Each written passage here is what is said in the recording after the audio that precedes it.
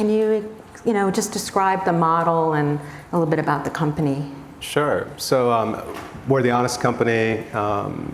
We're a modern day consumer products brand, operate in baby, personal care, beauty increasingly. We sell primarily through our own channels, direct to consumer, but increasingly also through retail, Amazon, Target, Costco, Whole Foods, across the board, and recently internationally as well. So that's a little bit about us. So you burst on the scene in 2012. Can you describe what the climate was like, what kind of void you were filling? Yeah, sure. So the company was founded by Jessica Alba in 2012, and sorry to disappoint for those that thought that she'd be making a surprise appearance here. You've got the better looking person here, let's put it that way. So 2012, and Jessica, is someone who is sort of in and out of hospitals, allergies, asthma as a child, kind of grew up in East Los Angeles, really sort of authentically, and when she was first pregnant with her oldest daughter, Honor, was looking for a solution that would work for her, that was clean, that was safe, but didn't compromise on the efficacy.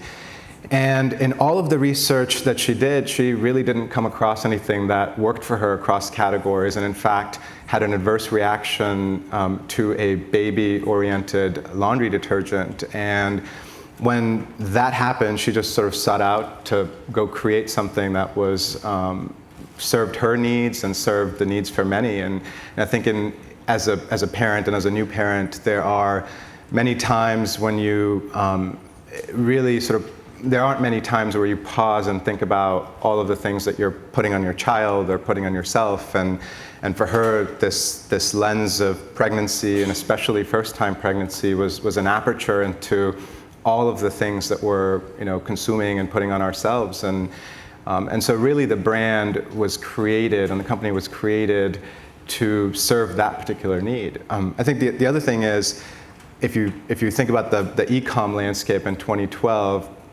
diapers was not something that many people were wanting to or willing to ship, just given the cost profile. And so she really took those two needs and this idea that parents may need diapers at 2 a.m., but they should want them for not compromising on efficacy, but still having something that's safer for her baby, launched this company after years and years of research and getting together with a couple of other founders. So 3 years later, right, 2015, you became a unicorn company valued at $1 billion. That's pretty rare to do it so quickly. Can you talk about your kind of relentless focus on creating this active women's community and also your brand building? Social media. Yeah, so I think for us, the mission's always been to empower people to live healthy and happy lives. That's been the mission since day one.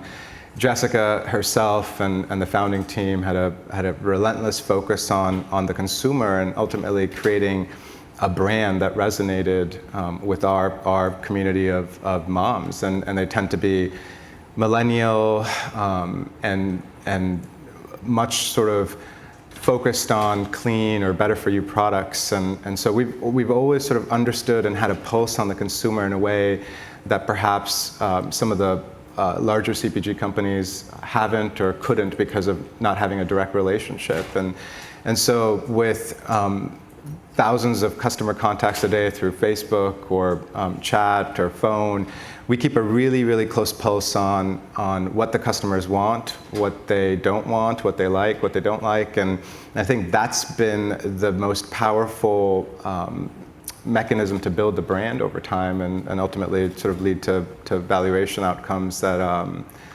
that are sort of just an outcome. And so to me, that's probably the single biggest factor. Now, of course, there's sort of macro, and we just heard it on the session before this as well. And health and wellness is here to stay. Better for you is here to stay. There was a period, maybe a decade or so ago, where people were questioning whether this is a fad or whether this is going to be here to stay.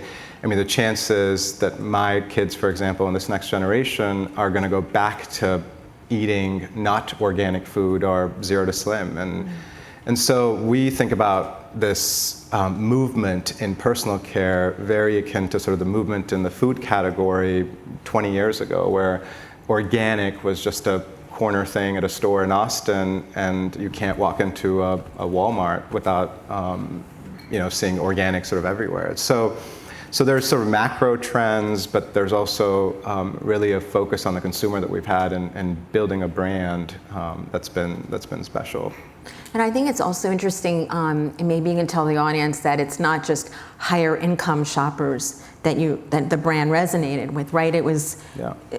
Maybe you can it's also lower income. Yeah, I mean, I think that, so for me personally, the brand is that much more special because we're not necessarily trying to sell a $50 shampoo, or our products are sort of in the 20 to 30% range more premium than conventional. And the idea and the vision from Jessica was always to create these clean, safe, effective products and make them accessible to everybody. It wasn't just, hey, let's do clean for the rich, and so we're going to sell a $20 or $50 shampoo.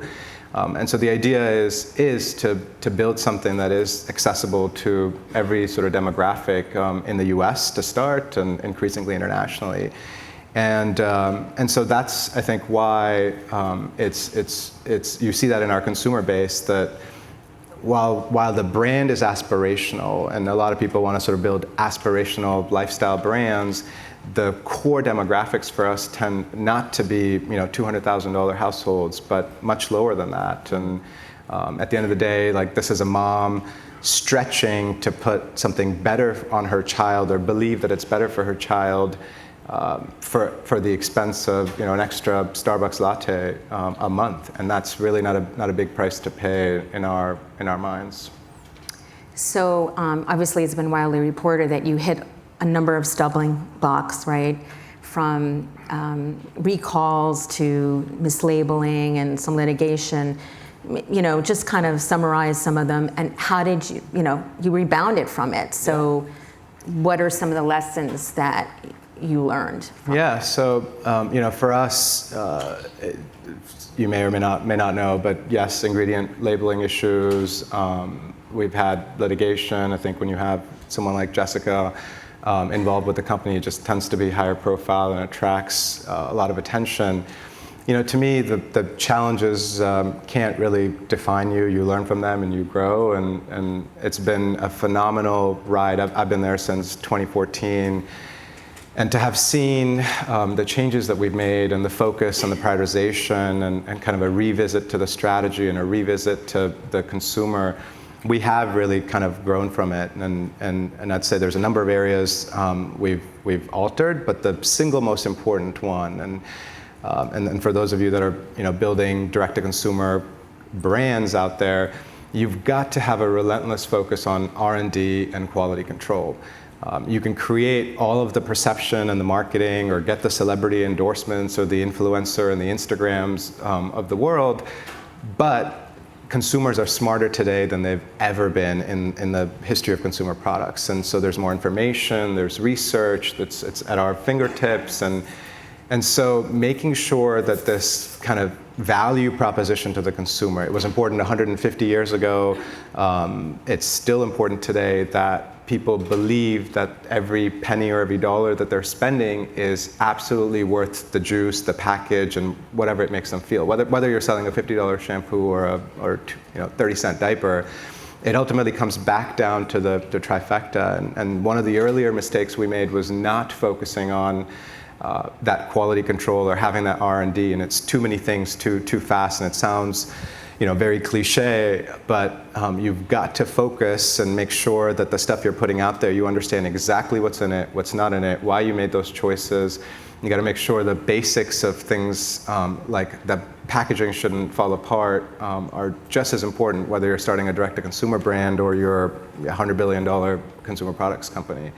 So a lot has changed for us, that being kind of the primary focus. We've redone 95% of the products in the portfolio over the last two and a half years.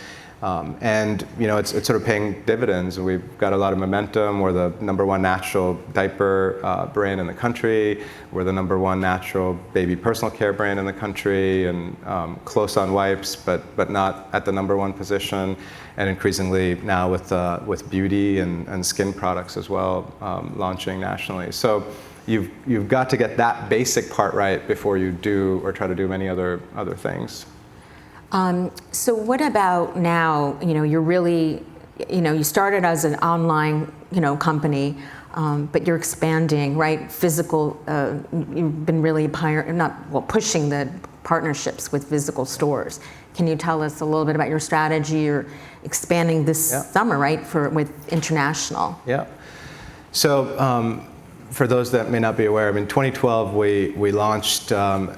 Entirely direct-to-consumer. The vision at the time was to do nothing but direct-to-consumer, and grew quickly. We did 10 or so million in our first year, did 50 million in our second year, did 150 in the third year, and it really sort of took off direct-to-consumer. And it wasn't until we started publicly talking about some of the scale and the momentum that we started getting calls from retailers. And we started with a handful of kind of mom-oriented nursing classes and sort of retail presence in some of those little mom and pop kind of natural stores and baby stores, and products just started flying off shelf. And I think it was for most of our founders kind of news, and maybe news in this room, that people still buy product in retail, and it's a thing.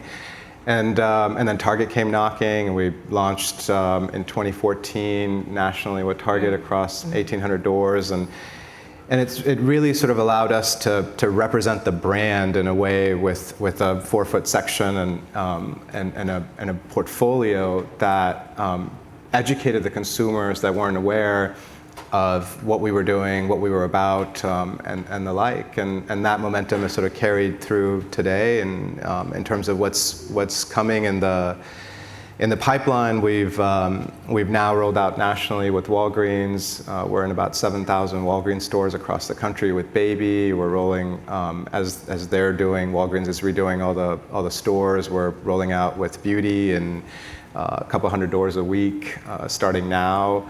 We've done partnerships with CVS. We've just announced entry into Europe with a partner called Douglas. That's the largest beauty retailer in Western Europe. So we're going to do beauty through them. We've got a very large partnership in the UK coming to be announced in the next month or so. And domestically too, the business keeps growing at Target, Costco, Whole Foods, where we've been for a couple of years. So momentum is there. Amazon actually has been an amazing ride for us as well. So our goal is to follow the consumer where she wants to transact. I mean, we believe the sort of channels idea is a CPG built terminology. I mean, you as a consumer, I as a consumer don't wake up saying, this is where I'll buy it, or I'm only going to this channel but not this other channel, and you kind of want to Amazon it, or stop by at a Walgreens, or get it at Target if you're making a trip there, and you just want it where you can get it. And I think also maybe you can share with the audience the technology, how you're using technology to really drill down what consumers are buying, and working with Walgreens, right, and personalizing it, because it's really important. Technology is a core part of what we've done. I mean, obviously launching as a direct-to-consumer brand, we had really nothing but technology. I mean, so much so that we focused on building all of the shopping cart experiences and payment processing and content management, and in hindsight, perhaps should have been focusing on quality control and product and physical product.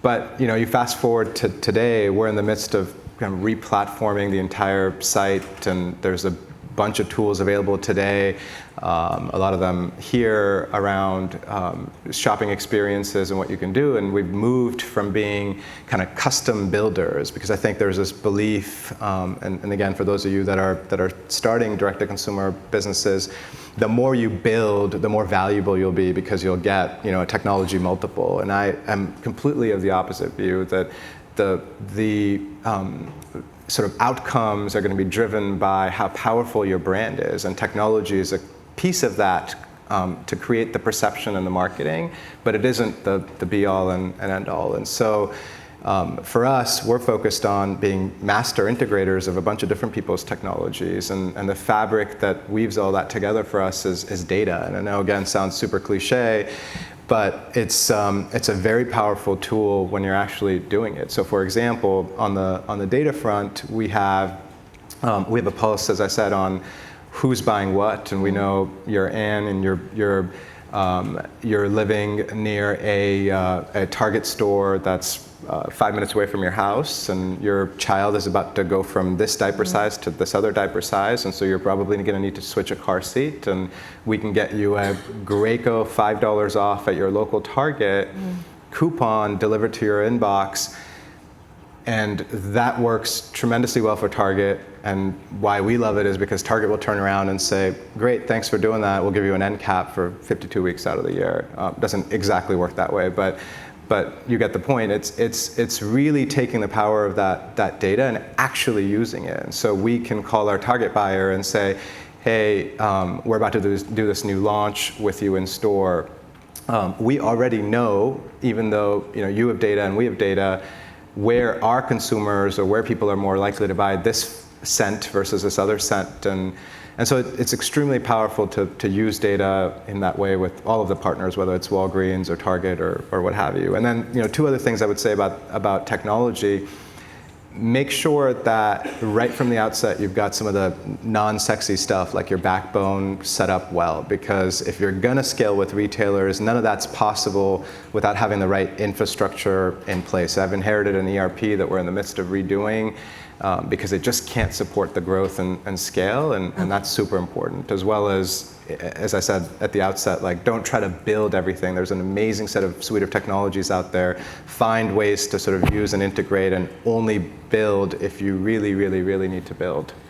And I guess I have time for one question before the Q&A. Okay. So how do you view competition? You have these, the P&Gs that have been around for years. Yeah. And here you are, this small company. How do you keep telling your story, and how do you keep getting these consumers back who they're always going from one, they're not brand loyal, right? So I think what's special about building brands, and again, whether it was 100 years ago or today, like, you've got to create sort of irrational loyalty. And this isn't like a loyalty program or points that I'm necessarily talking about, but you've got to feel that people embrace, they want to try it, so you got to get to trial, but they'll only come back if you've got that value proposition right. And whether you're big or small or tiny, that piece is very, very, very important. And so for us, keeping that relentless focus on making sure we're delivering the right value proposition with the right sort of ingredients, the right packaging, the right marketing around it is super important, and have all of the respect for the large companies that have been doing it for decades and decades.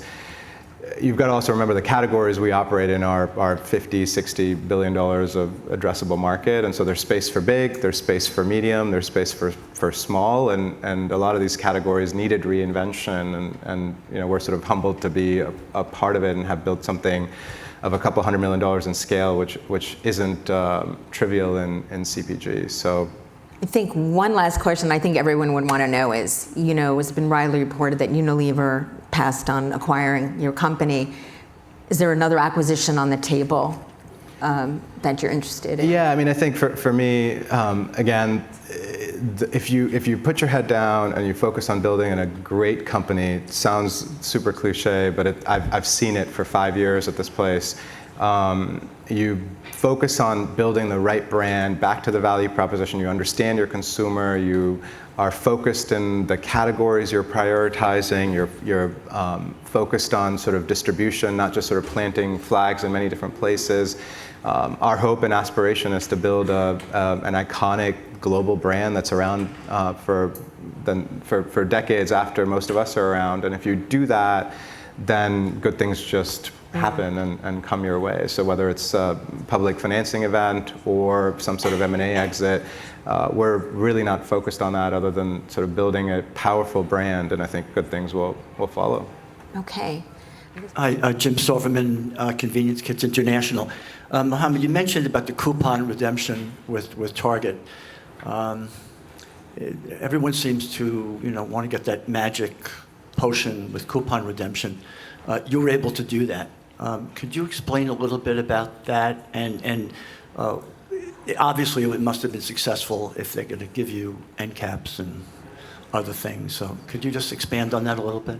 Sure. As you guys know, data and privacy and some of the changing legislation around that, especially in California right now, is in a quite a unique place. So it's not necessarily that we had any magic sauce or anything better tool or anything like that to make it happen. Ultimately, I think getting people to redeem a coupon is only going to be as effective as making sure that you're delivering it the right value to them. And so if I don't have a child and I only buy beauty products, I don't want to be bombarded with a Graco car seat coupon. And so making sure that it's the perfect timing in that sort of consumer journey, and then tracking it and tracking sort of ROI, and I am a finance guy, unfortunately, so bring the rigor back to measure those types of programs, and what it brings to you is how we've been able to execute. And not doing a million of these things. We are very, very careful and selective in who and what and where, and sort of view that 11 million sort of emails that we have as a very, very sacred jewel, and so treat it that way.